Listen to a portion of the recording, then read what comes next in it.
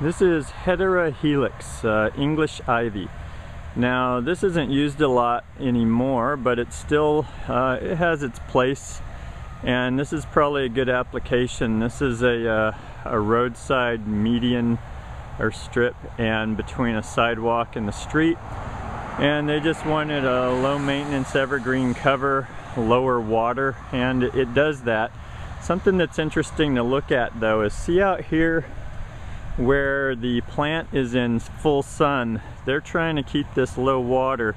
If you look under these trees, the ground cover's doing fine, but when you get out here, it's not liking it because the soil is really dry and hard, and these plants are sunburned and there's dead spots.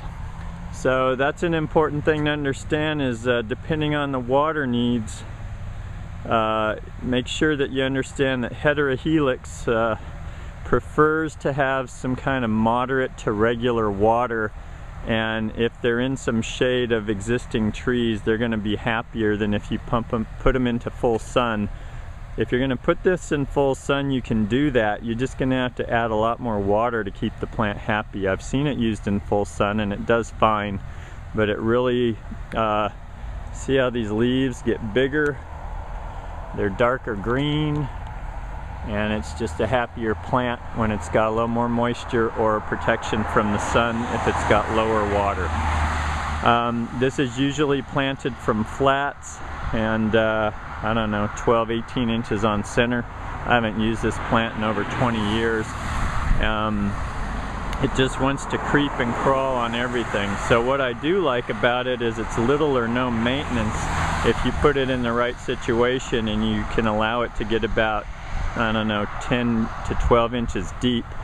And but the problem you run into is it wants to crawl up things. You see how the maintenance person has created a buffer so it won't go up the tree, and same thing at the base of this telephone pole. So if you're going to use it, just know that maintenance wise, if there's anything vertical around for it to go onto, well, vertical or horizontal, you see how they're creating a buffer here?